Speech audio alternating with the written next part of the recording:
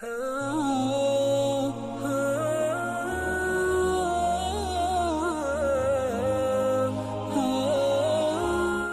اللہ الرحمن الرحیم۔ السلام علیکم۔ قرآنی آیات کی معجزانہ تاثیر دیکھیے کہ آسٹریلیا کی ایک خاتون سورہ یاسین کی آیات کا انگریزی ترجمہ پڑھ کر مشرف با اسلام ہو گئیں۔ ام امینہ بدریہ کی ایمان افروز داستان قبول اسلام انہی کی زبانی سنیے۔ وہ کہتی ہیں کہ میرے والد کا تعلق تھائی لینڈ سے تھا۔ وہ پیدائشی لحاظ سے مسلمان تھے، لیکن عملی طور پر ان کا اسلام سے کوئی تعلق نہ تھا، جبکہ میری والدہ بدھ مت تھیں اور والد صاحب سے شادی کے بعد مسلمان ہوئی تھیں۔ وہ دونوں بعد میں آسٹریلیا آ کر آباد ہو گئے تھے۔ میرا پیدائشی نام ٹینیتھیا تھا۔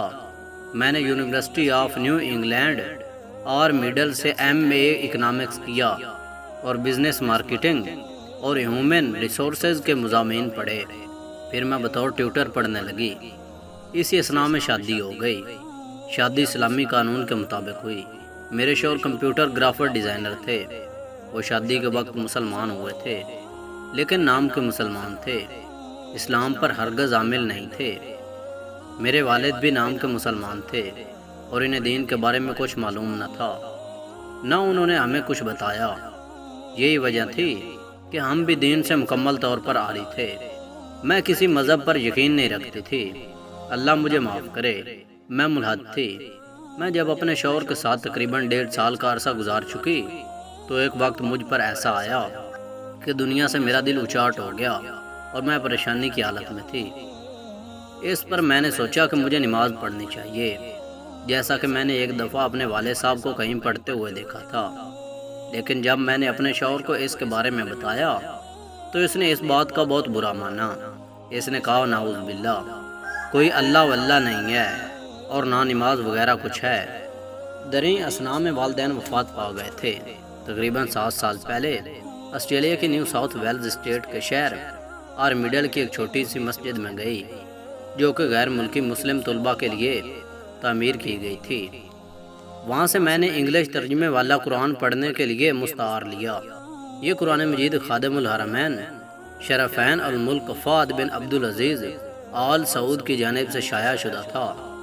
میں نے اسے گھر لے جا کر محض اس کے اوراق گردانی کر رہی تھی کہ سورہ یاسین کی ان آیات کا ترجمہ میرے سامنے آیا، جن میں چاند اور سورج کی حرکت کے بارے میں سائنسی انداز میں بیان کیا گیا ہے، اور سورج اپنی معین راہ پر گردش کر رہا ہے۔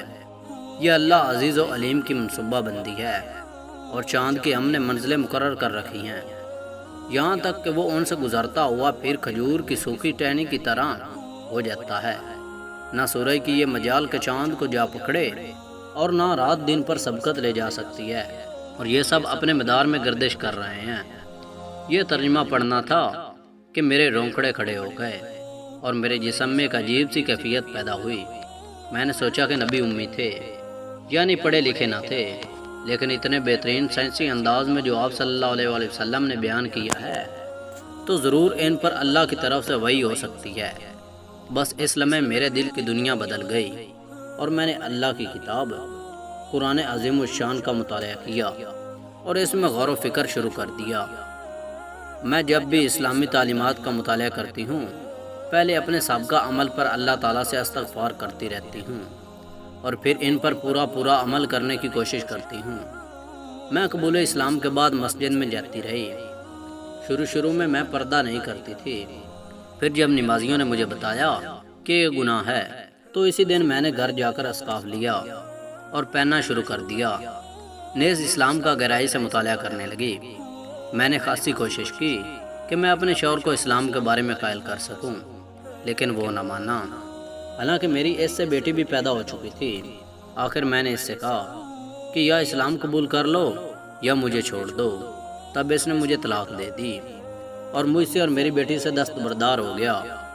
دریں اثناء میں انٹرنیٹ پر اپنے ایک پاکستانی بھائی عبدالسماد سے چیٹنگ کرنے لگی اور ان سے اسلام کے بارے میں معلومات حاصل کرتی رہی، جو مجھے وقتاً فوقتاً بہم پہنچانے لگا۔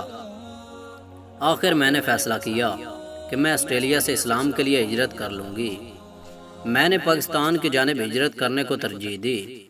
اسلام لانے سے پہلے میری بیٹی کا نام توان واٹ تھا۔ اسلام قبول کرنے کے بعد میں نے اس کا نام تبدیل کر کے امینہ رکھ دیا۔ میں نے اپنا نام غزوہ بدر کی نسبت سے بدریہ رکھا تھا۔ بیٹی کے حوالے سے میں امینہ کہلاتی ہوں۔